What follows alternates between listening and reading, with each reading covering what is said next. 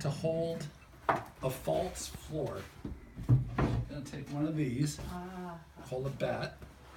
This is an Italian method for, I learned this from Manuel Rondinoni, who was an Italian folk potter. I'm just going to move this a little bit, make it a little easier to see. And then, Beautiful clay. yeah, this is good clay. This is some of the clay is from Ohio and some's from Tennessee. Do you mix it yourself? I used to. At this point, I have a group up in Sheffield, Mass. Just because of the silicosis thing, you know, you want to be careful of fine particulates of dust. Yeah. And, you know, after a lifetime, it's. Yeah. So I'm going to make a hole where the water goes out. And then I'm going to grab clay. We're in Sheffield. It's my grandfather's family seat is in Sheffield, Mass. Yep, so Route 7 north of town, there's Sheffield Pottery. Sure. And they have clay machines for, you know, making up clay bodies. The clay actually is Ohio, Missouri, Tennessee, Georgia, and a little bit from Ottawa. Wow. So, you know, different clays have different attributes, Yeah. and you mix them together. Did you ever see the PBS special on American crafts? Oh yeah, well they did, the shop that I worked in North Carolinas. Jugtown. Jugtown, yeah. How come you didn't have your own episode? Well, you have to be a national treasure to Well, do aren't that. you a national treasure? Well, that's not for me to say. We think so. We do indeed. It's, yeah, that's the heritage. Well, you know what happened was, Ralph Rinsler, who was the guy that set up the folk life thing at Smithsonian, he was a trustee at Jugtown. Uh-huh. Okay, so now the wall's gonna come up.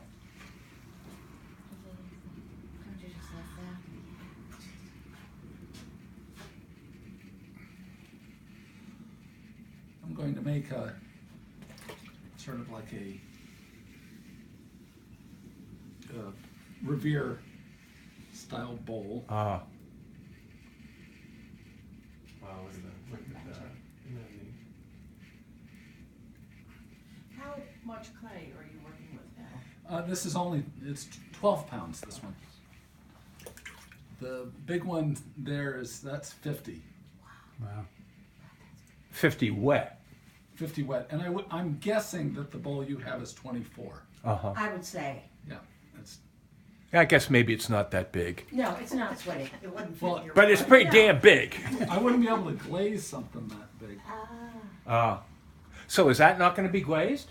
No, that's for Linda Allard's garden. Huh.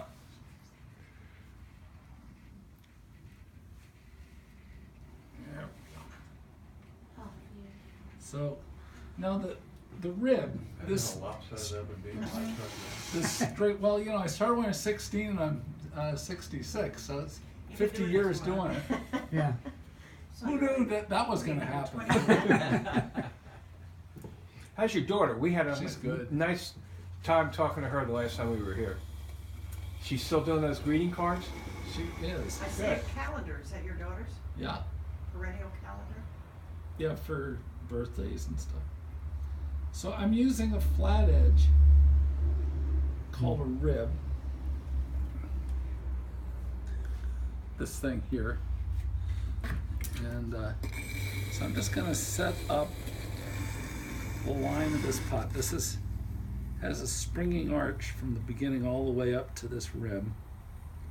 A springing arch. Well, that's how you call a leading, Uh-huh. the line being the same all the way up. Yeah, that's an architectural term.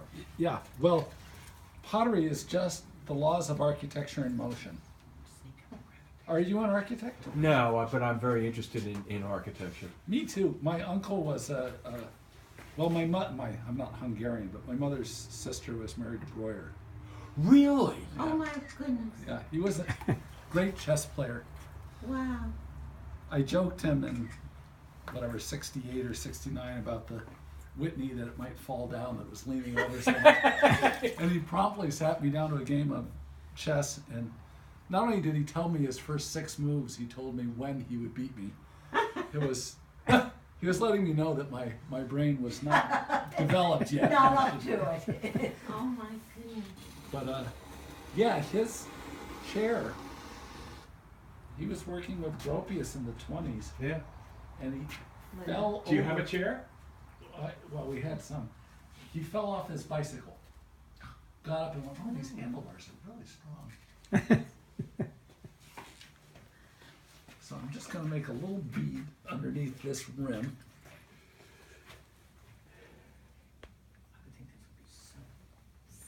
To give it a little bit of motion. So now architecturally, this is the most interesting point. We have this leading arch going all the way out. And at the last minute, I'm just going to make a pressure at the bottom, pushing in, which is going to turn the bottom into a dome with a colonnade foot. It's just one small little pressure. But if you set up this arch in such a way, the other thing happens with just one push. Wow. Oh my Wow. I mean, you'd never think it was possible. You have a Revere bowl all of a sudden. Yeah. So that, isn't that funny? How that? So I'm gonna just finish this up with a little bit of a Persephone basket on it. So I want this one.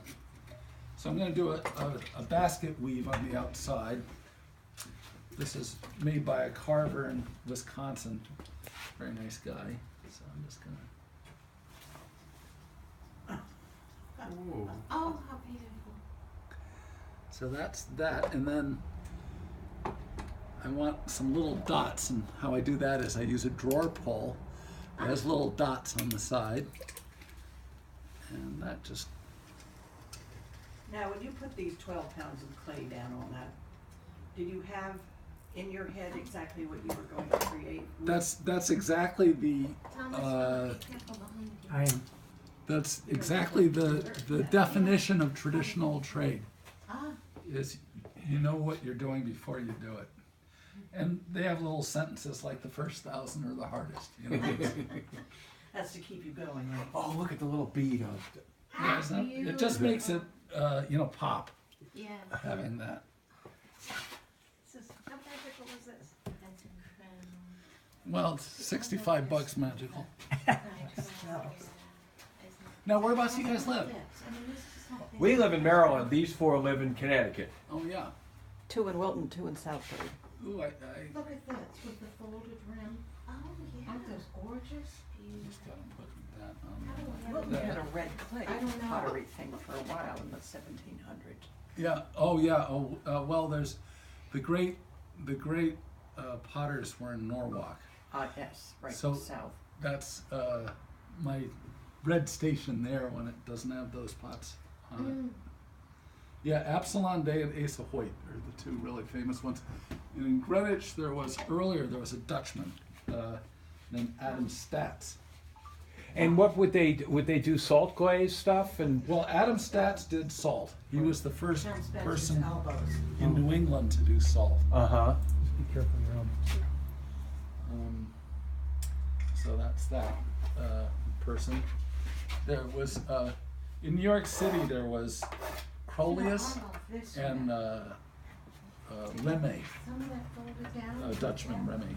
Uh-huh. I mean, They it's gorgeous, isn't it? those 2 families made salt glaze in the 18th century. And then I'm just going to cut this under. Yeah. So I got to make 4 or 5 of these for the stack in the furnace.